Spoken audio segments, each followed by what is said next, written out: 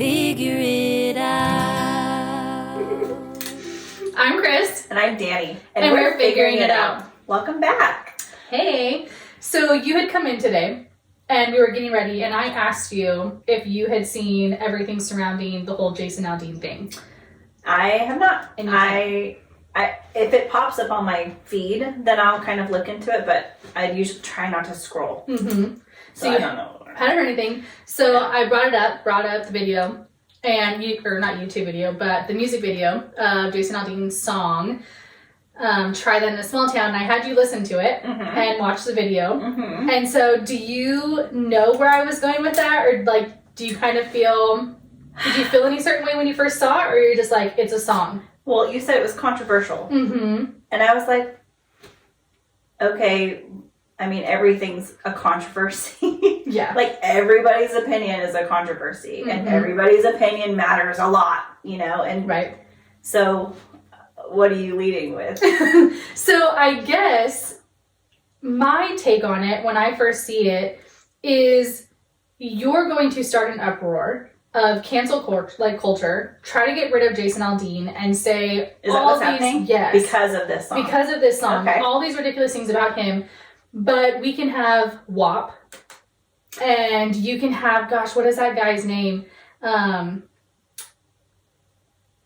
Getting Smith? Hot in the Body Shop. Yeah, his song in devil horns and like over like a cult beating and Satanism. stuff on. Yes. Yeah. And you can have this and you can be talking about like literally Just the most disgusting the most vile, things. yeah. Yes. You can put that out there, have it actually on the radio for anyone to hear, and yet we're going to shake our butts to that and blast it all over TikTok, and it's totally okay.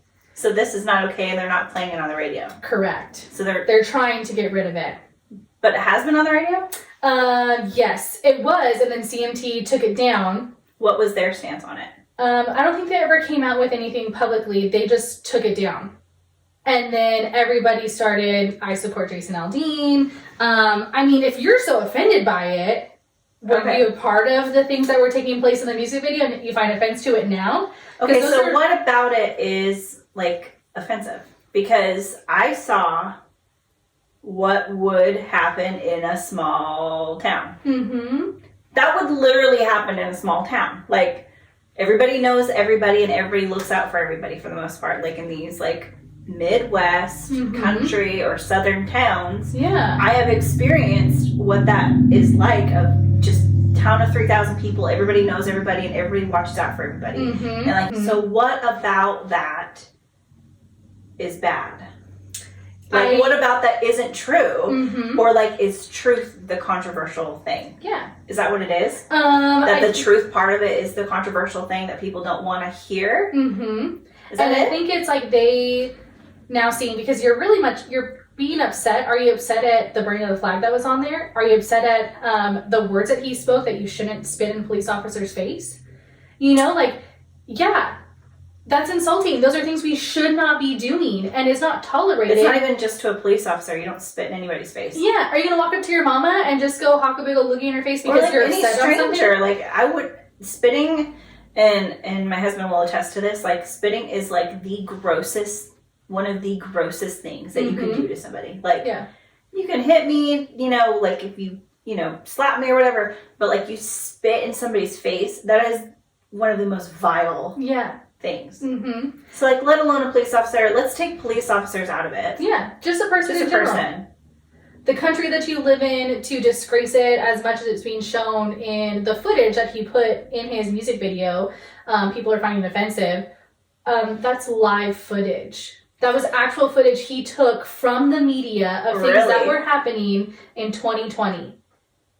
So yeah, be offended of things that you were supporting back then. You know, like, yes, That's my question then. So why is it offensive? Like, I want to know what about that is offensive if that was literally the footage. Because I can tell, like, it wasn't, like, something that he filmed, like... Oh, yeah, no. He literally that was, like, real, like, news coverage film. Took that from it. And you're going to be upset at these lyrics when literally he is just making a stance. It's a truthful statement. Yes. Like, watch what happens. Like, people defend themselves and they defend their neighbors in small towns, and they care about their neighbors. So, like, if you come and you come to cause chaos and wreckage,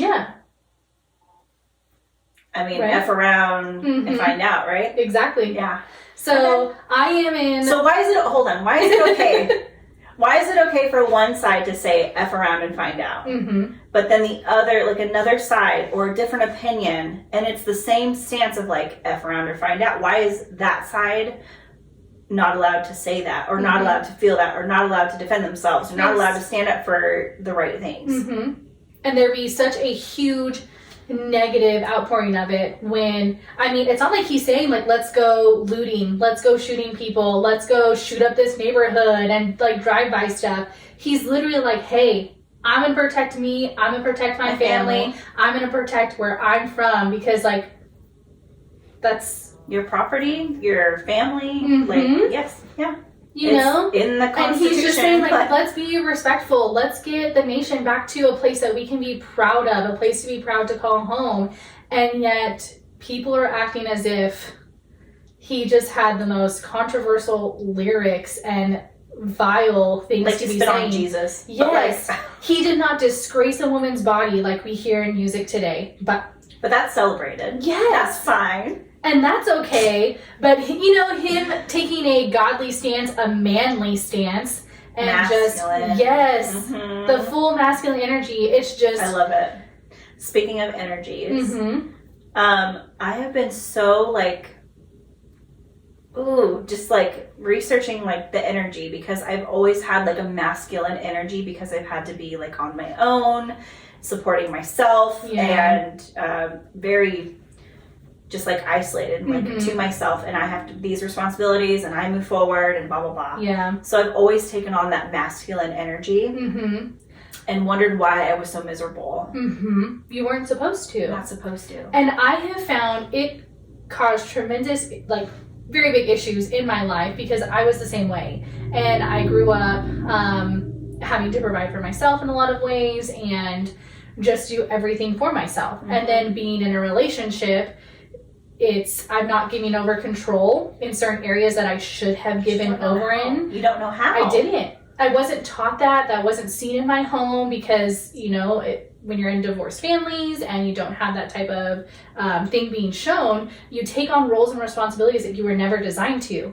So then when it came to trying to allow that, it was like, no, I've done this myself my entire life. I can do it. I can do it. Right. And it turned into this, like, you know, I don't need someone for that. I can do it better myself. And then taking on more responsibilities than I ever was intended to, which then caused so many different issues, stressors in myself, taking on these roles. So I get what you're saying in that, to where it's and like letting go is like also part of that feminine energy, and like just letting you be in that role that like God made you for. Shifting from kind of just our roles and stuff and what we're kind of supposed to be as women, do you think that there's certain like persona when it comes to being a Christian? Because I have gotten the comment in certain situations where it's like, oh, well, that didn't sound very Christian of you, or oh, all of a sudden you just don't have faith, if like you're having this like low moment. Have you ever felt that way, where you've almost judged yourself, or you felt judged by somebody for not being this like ideal Christian? But I definitely feel like there is like a way that you act at church, and then there's a way you act when you're not at church, and I feel like they should be the same. One and the same. They should be the same. Like the whole come as you are. Come as you are. But then you feel judged by it. Yeah. You know, where Absolutely. I remember one day it had been like working on the house all day. So like covered in just stuff, you know, workout clothes. Pain, sweat. Yes. Yeah. Probably smelled disgusting. And tired, you know, but it's like, okay, I can jump in the car right now and get to night service, because I know I'm going to be wrecked tomorrow. But I have a little bit of energy like right now to go to night service versus trying to get up early in the morning. So I'm like, I'm just going to go, you know? And at first I'm like, I can't go to church looking like this. But why does that matter? Why does it matter? Because at least I'm going. At least I'm making, you know. But why do you feel like it matters? Yeah. Because, why do you have that initial thought though? Mm-hmm. I think the like judgment of a sense where like you're not presentable and put together, and there's always been this fly and stupid fly. You know, come in your Sunday best, and again, like image is such a big thing that has been engraved into all of us. On you always have to look your best going everywhere. Well, not nowadays. Oh shoot! No. I joke, and on my stories on my personal Instagram, I'm always like, take me back to like the 40s and like when people dressed really good, and you know, or like the 1700s where you have like the rococo gowns and like right. Just because people like it was like you can't go in your underwear, like people will stone you, like people will put you in like mental hospitals for like showing your ankles or whatever. I'm not saying like to be that crazy. I'm just saying that I love it when I see people take pride in how they look. So it makes me want to take pride in how I look. And I'm at the point where I don't care like what I like if what I wear somebody doesn't like it. Yeah. Except my husband. He'll make fun of you all day. He'll make fun of me all day. Right. He'll be like, why are you wearing that? I'm like, but I used to wear this all the time before I met you. I feel like there's just such a tough view around it on just trying to always be this best version of yourself because you're so, and I mean, I can attest this myself, especially when I was a very new Christian. I was so scared to make mistakes, to show faults, because then it's like, oh, I'm not a good Christian. Because then I'd have moments when it's like I was talking, especially when you're around certain people and they've grown up in a very conservative Christian household, and then here I come in with these like deep dark wounds and I make a statement and like crickets. Right. Because and doesn't it make you feel just like, oh no, like it's you can tell like you lose people. Yeah. And then I started to have to look at it as like, who did Jesus love the most? And who did he hang out with the most? And so it's like, who did he come here for? You know, I'm just the prostitute in the room. And really? You know, and Jesus is okay with that, and he loves me for that, you know? But at the time I didn't see it that way because I just knew I had all these scars, all these things, and I was comparing myself to people who seemed perfect. Yes, had been Christians their whole life or whatever it is, and it's like, no. It's not supposed to work that way. You're not supposed to feel like you are less than because of these things that have happened or because of decisions that you make, or whether you're a 1, 5, 10 full life Christian, whatever it is. There's no measure of where you're supposed to be at. And I think sometimes we gauge Christian faith like we do our weight on a scale and think that there's this perfect number that you're like, supposed to be at. Oh, well, I'm not that person, but if I do this and do this, then I can kind of earn my spot into being that person at church. And then people are going to look at me like that. That's what I deal with. Yeah. Instead of just knowing, hey, it's literally just about loving. It's literally just about having a relationship with him and trying to put him at the forefront of every decision that you make. And it's a really hard thing to do. And I loved it because there's this girl that I had went to church with for years, and the most beautiful soul like I had ever known. And she had very similar stories as I did. And I think that's why I admired her so much, because then I saw her faith. And it's like, wow. If she's like at a different point too, like down the road. So you're like, I can get there. Like, I mean, I don't have to be stuck here. Right. And it's like she came out of this. And so she's in the middle of chemo for breast cancer. And so she had posted a picture. She shaved her head today. And I saw her post it. And when I saw it at first, my initial thing that I wanted to say was like, you sexy bitch. Because, like, she was so proud of it. And that's what I wanted to say. But I was like, oh, I can't put that comment on there because people are going to see it. You know what I mean? Because you think, like, it's... Oh, it's not Christian. Yes. You know? You shouldn't say that because you're a Christian. Yes. But it's like... Which I get, like, we should be held to a higher standard than, like, people who don't believe in God. Or, like, don't have Jesus in their hearts and stuff. But... like I was saying, like before, like we all have personalities though too, and like God gives us these personalities, and they're fine tuned through experiences, and we're just supposed to shut them off and just pretend like we're good all the time and that we don't make mistakes, and it's just not realistic. And I love your personality. Like I'm so vulgar sometimes, but like when you do cuss, it's definitely for a great reason. Like. There's a reason behind that. It's deeper meaning than... Right? You sexy bitch. But that's where I feel like I am on this, what are those things? A teeter-totter? Like a scale? Like the things that, like when you're a kid, a teeter-totter? Yeah. Where it's like trying to find this perfect balance. And now I'm to the point where like, I don't care. Really? You don't care? No. So? Okay. Like if you want to judge me based on, I used to always feel like I had to completely cover myself up because that's what I saw a lot of other people do. And so then I went through this like hiding my body phase as a Christian. And then it's like, but those are some of the things that like I loved about myself and gave me self-confidence, and started hiding it because I thought that was... Well, there's like all these legalistic things that we could get into in like another episode where it's like, but you have to dress modest and and I mean, I agree with like certain, like there's times and places for modesty, right? Like I'm not going to show what I got, like, right? Like just any old place, you know, like there's a time and a place. And I think that you have to be cognizant of where you are, who you're around. Are you around children? Are you know, like, there's definitely. But I was gonna say, man, like, there have been times too where I've bared my soul. Just is it bared my soul? Yeah. Bore my soul. Bared. I bear my soul. I bore it. I'm gonna have to Google that. But I sound like an idiot. It's because I am.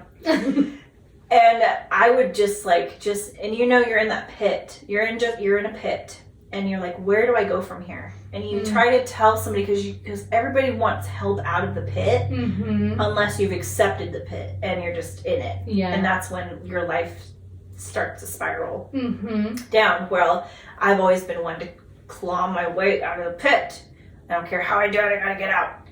And it's a survival thing. Yeah. So like when I reach out for help and I'm telling somebody my story, or like I'm like, here's what I'm going through, and I've lost friends with that, who were supposed to be the Christian, who were supposed to be there for you, who were supposed to look at you and say, I love you anyway. Like, but then it just made me feel like, well, maybe I am a terrible person. Right. And maybe I'm not worthy of this. Because you think as a Christian, like sometimes the things that happen to you aren't supposed to. You're not supposed to have certain thoughts because you're a Christian. You're not supposed to have X, Y, and Z happen because you're a Christian. And then think if people know about it, then they're going to be like, that's what God does for that person. Yes. Oh, there's so many times. There's so many times where I know people who don't believe in God. And there have been times in my life I look at their life like the outsider, right? Like I don't know what's really going on. And I know that they have to be wrestling with something because, like... You can see it. You can see it, and,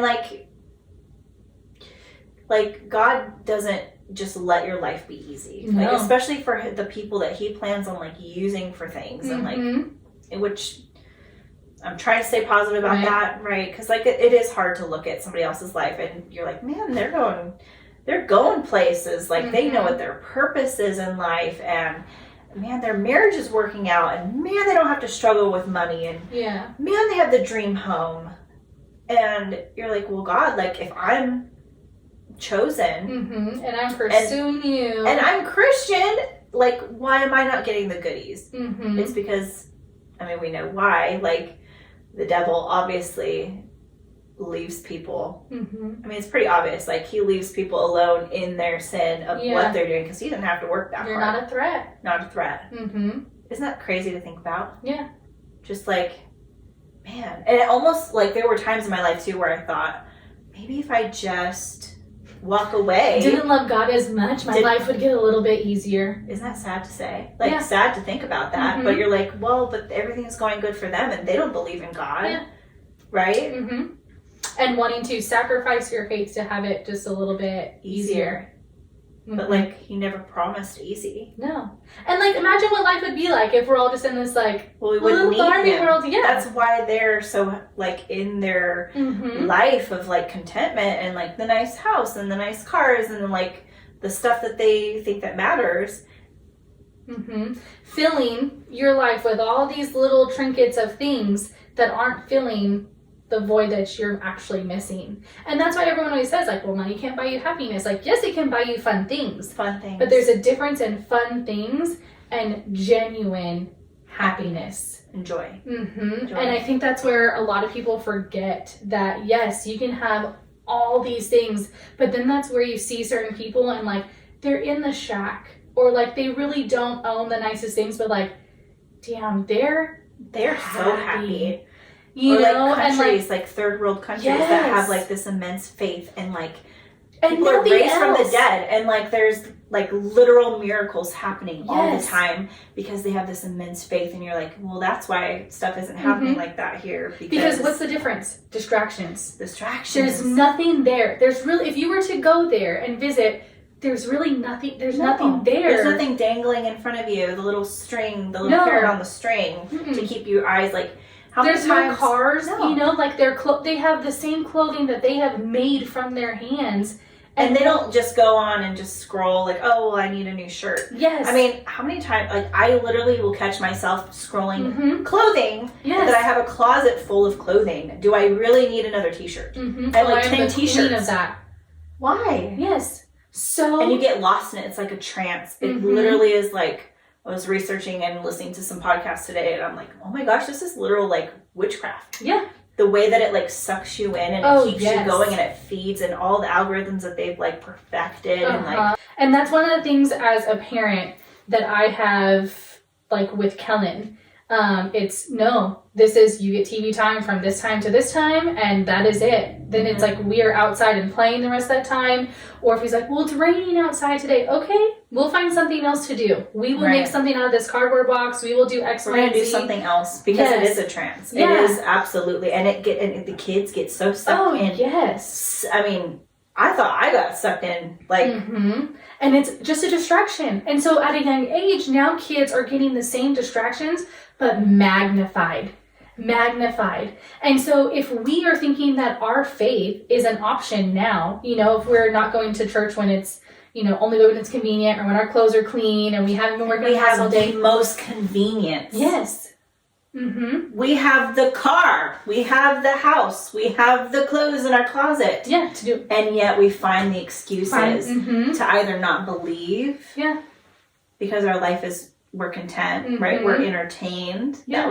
That was something I can't remember who that quote was, but as long as you keep them entertained, they won't revolt, right? Yes. So as long as we have our Netflix and our Disney and our Disneyland and our, you know, our it's so sick. If it's an option for in a bad way, what's an option for us will never be a choice for our children. No. And so I am trying to be, you know, as authentic as I can with Kellen on that, so that he can see faith on a daily basis in the simplest of ways. You know, where it's just like 2-minute prayers on the way to school, because that's starting your morning with affirmations of God. Yes. And keeping certain music on in the car, so that he is not all day, like how I was singing that song earlier. That was a little inappropriate. But why? Because I had heard it. Right. Then I re-sang it to you. And so that those things are made to stick into your head. So when it comes to our sweet little babes, why would you want them singing these songs that are deteriorating their faith? It's evil. Their self-image. It's evil. It's just evil. Yeah, so it's like, in my opinion, the easiest thing that you can ever do is worship music. Yes. Even if it's not worship music, if it's Lecrae, because I love Lecrae. Yeah, I love Lecrae. Love them. Love Lecrae. And there's, is it NF? Yes. Like, yeah. my go-to for workout music. Mm-hmm. And so I love it. And literally it is, I mean, it hits. Like, some of the songs are so good. I mean, there are just great bangers. Yes. Like, great Christian bangers that if you didn't know that they were Christian bangers, you wouldn't even, like, you'd have unless no idea. You were like, oh, yeah, the lyrics, like, that makes sense. I think when I pull up to daycare, like, people think I'm, like, listening to, like hardcore. Yes. Like, ghetto. Yes. I'm like, dang, girl. I know, dang, white girl. Yeah. And so it's like, that's the simplest thing you can do, just to have, like, you're getting God's word in the easiest of ways without any effort of your own, but you're just downloading instead of taking trash, which, trust me, like, I love trash music. I love trash shows sometimes, and I listen to it. I mean, I have been convicted about that lately, though. Yes. Like, I can't anymore. Yeah. And I don't know what happened, because I loved Britney and I loved, like, Christina, and I loved all these, you know. Mm-hmm. But man, God has been showing so me much out there that it is literal. Again, I'm going to say this till I die. It's literal witchcraft. Yeah, a lot more now, and that's where it's vital more than ever who you're surrounding yourself with, your kids around with, what is in your daily life. Like, I mean, it's funny because I see TikToks on it, and it's like, oh, I used to be 20 doing this, and now I'm 30 taking pictures of my plants. Literally that, you know, or like your grandmillennial stuff. But you start to just see these different values and how it's going to shape and mold your family, the people in your life, and just... I mean, call that growing up, but I think that's more like a God heart thing, because it doesn't just come with age. Like, you came to faith pretty early, though, too. Like, I mean, it was like after you were a kid, but like still early in your early adult life. So your lifestyle changed. Yeah. It wasn't that you were older, you were really young, and your lifestyle changed. And I think we need to see a lot more of lifestyle changes and more of, like, the Jason Aldean look on life. And just truth. I mean, why is that offensive? Like, I get that you might not want to hear it, but, like, what makes changes in society is truth. If we lean on the truth of it, then we can see everything laid out and know what to change and how to make it better. Because nothing's perfect. Like, I don't think society is perfect. I don't think that everything that Christians do is perfect. Obviously not. If they can judge us for being human and making mistakes, and they can stop talking to you, like, literally a Christian at church, a friend can stop talking to you because you make a mistake. I feel so bad when I hear stories of people who walked away completely 100% from their faith because of church hurts. And feeling judged, or feeling like they, you know, weren't walking the path the best they can. I mean, I can attest to the way I used to walk into church sometimes, like, was the same way that, like, I went into a club. Like, just trash, broken, a mess, you know? And you have to know that there can be no judgment on the person walking through that door, because I'm gonna tell, like, your sin is just the same as theirs. Your judgment is just the same as the sin that they did the night before that they walked in through these doors to get forgiveness on. So shut your mouth, look at Jesus, and stop worrying about everybody else going on around you. And you have to understand that people are going to disappoint you. Every person that means something to you is going to disappoint you. Doesn't that suck? Like, I hate that the people... Or, like, marriages, you're just like, man, like, that's the one person I should be able to count on, but... You're supposed to lean not on people. So, like, when you see Christians, like, we are not God. I make mistakes daily. I fail every single day at something. And so don't look to the Christians for Christianity. Don't look to the people. But, like, look to Jesus for a relationship. Jesus was the one. And I'm like, man, why can't Jesus be, like, my husband? Right. We're all his bride. Okay. You know? And I mean, we're in a fallen world, so it really sucks. Like, I wish Christians were people that have hurt people. I wish they had been better. Yes. But they are people, and they will always just be people. Yeah. And just as much as anybody else. But there are good people, and there are people that out there that will love you regardless. And Yeah. You just have to find them and like pursue Jesus, and those people will come. Yeah, they will come. Is there something that you can kind of say that's helped you to kind of encourage and keep your faith when it seemed like nothing else was like working, or you know, say like you're not able to do your devotional or like not in the Word? Is there nature? I know, I feel like that's like my answer for every podcast. I did see something on that today though, where it was like, just drop me off on a hillside so I can have no distractions around me. Just see God's beauty. And if I don't have my Bible with me, I will just pray. And it sounds so silly and so dramatic, but I will get on my knees and just be near a body of water, or just be with the trees and hug the trees. And just be like, Lord, like, help me. Because a lot of that will come from like times of ungratefulness too. Like, I need to be more humble and realize like what I do have. And I'll start like thanking him for like, I'll go the most basic. Like if I don't feel like I have a lot in that moment, I'll be like, God, and I'll be crying and like not want to do it, but I'm like, God, thank you for the air. Thank you for the oxygen, Lord. This is great. This it doesn't smell like dog poop. Like, this is great. There's no smog in the air. There's no smog. It's a clear day. And then I'll just start with that and like really dig into like the most basic. Thank you, God, that I can walk. Like, I walked here. Like, thank you, God, that I can drive to this place to walk, to be in nature with you. Like, and I will, and there will be a point where God's like, okay, like, it's okay. I realized how, like, almost selfish and forgetful I am wow, Chris, like, you have it good. You have it so good. We have it so good. There's, like, things that have, like, wrecked me. It's, if you really look at my life, like, it's not that bad. Like, it feels like it, and it's like, man. You know, it feels like it's one of the worst seasons, as I, like, shared with you. But, like, is it? Funny. Is it? Really? It's, like, it's not. You haven't seen the after.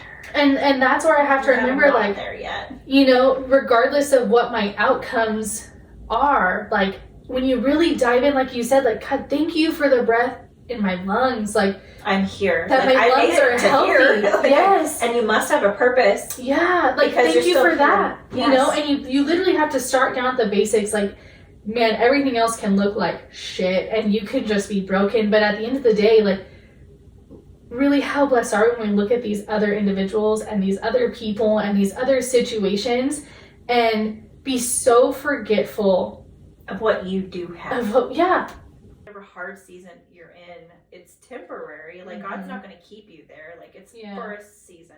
I love when you say season, because you said to me since like I met you, like, it's a season. Like, you always say season. Yes, it is. You have to know, because I have to look at it that it's a season, and this is why. Because seasons change. And I cannot deal with the fact that something will stay that way forever. And so when I look at it as a season, I know it's a short amount of time, and I know that it's going to change. And that gives me hope right there. And something is going to change, and something's going to come out of it. And I think sometimes we have to remember some seasons do take a little bit longer, and sometimes, you know, like when we have an early spring, or it seems like summer, unfortunately for you, summer can take a little bit longer, you know, until fall comes, or we have longer winters than expected. It's like, that happens. Sometimes your season lasts a little bit longer, or it comes in a little bit hotter than it should. Do you try to rush through seasons? I used to. I do. I still do. I used to. And then I realized I kept facing some of the same problems over and over. And then I had to realize my brother was the one who brought me to that realization. And we Marco Polo each other, and he's like, hey, if you are still, and you're telling me this is an issue and this is coming up for you, he's like, you should have dealt with that 10 years ago.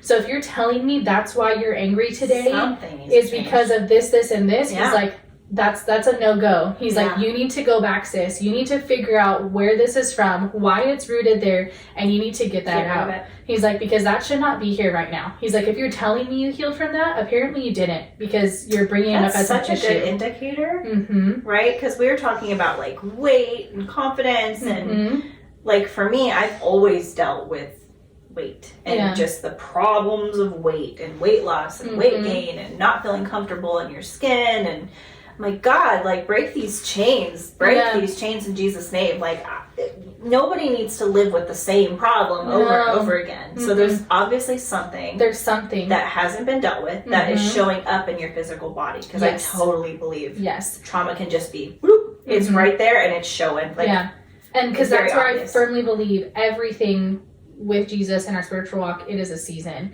And so if you have the same issues that are coming up, or like a different, because of course the enemy's going to try to twist it and contort it to make it fit you in different ways. But it's like, if it's kind of the same baseline, when you write it out and it's like, oh wow, this all stems from this. You can always trace it back if you really, but you have to like, you need to have an encounter with that. And you have to sit and with no distractions. Oh yeah, that's a huge thing. And because how many times do you just, well, I'll just put on the music. Like music's not a distraction. Or I'll have background stuff. It's like background noise. It's background this and background. It's like, it's good to be alone with your thoughts. Oh yes. And just pray. Or just sit. Yes. And just let your mind actually work. Because how often do we just, I just want to turn it off. I just want to turn it off. I want to watch the Kardashians. I'm just going to turn off my brain a little bit. I know people who cannot sit in silence, can't just like sit on a porch and just do nothing. And it's like, hey, that's not okay. No. Because you're so used to entertainment and having something else fulfill you that you have not been able to just be happy in your own presence. You know? And of course, that's why you then can't have a relationship with Christ, because he needs to talk to you in the quiet and you're not allowing him to, because you need everything else just to be with yourself. And that discontentment, if that's a word. Yeah. Okay. That doesn't work for me. No. That doesn't work in a relationship with Jesus. And so you really want to be married to somebody that wasn't okay with themselves. Yeah. You need to be okay with yourself and being alone and going to getting coffee by yourself and sitting there without your phone. Yes. And going to a movie by yourself because you wanted to go. Because in the hardest moments, it's going to be the quiet, persistent pursuit that is going to make you get through and be able to get rid of those change and those deeply rooted issues that keep popping up. Because then it's easy to get distracted with the new prayers of the day. When it's like, nope, I gotta go back because I haven't even finished chapter 1. And I keep trying to skip through so that I can go answer these test questions over here and get through the next 5 chapters. Nope, go back, read chapter 1. It's frustrating as hell. Oh yeah, because you want to move on to the next thing, new issues have arisen. And I want to move forward. Like, we're move forward people. I want to move forward. I don't like to sit in my problem. I just gotta get out of it. I gotta claw my way out of it. Yeah. Even if I try to skip steps, right? Like, I'm just trying to climb that ladder. I don't want to take the staircase up. Right. Yeah. I can say I'll leave this. I'm gonna leave with this final note. Yeah. I spent, let's see, November, December, January, 3 months. I spent 3 months with the exact same prayer every day on the exact same spot on the floor of my house. And I had to write this prayer down on paper because it was the only way I could get through praying it without getting distracted and start praying for other things. Yeah. And so I don't want that to sound scripted. No. But it was just, I need to stay focused. I need to on say, this is important. Yeah. This has to get through. And literally, like, I set a timer on my phone 2 times a day. And I did that same prayer and went over, like, literally over the paper. And that was it. I read that, I prayed that out, like, said my gratitude, and then that was it. So there was no other distractions, and I could just focus on that. And I think sometimes that's what we have to do in those situations is just hone in.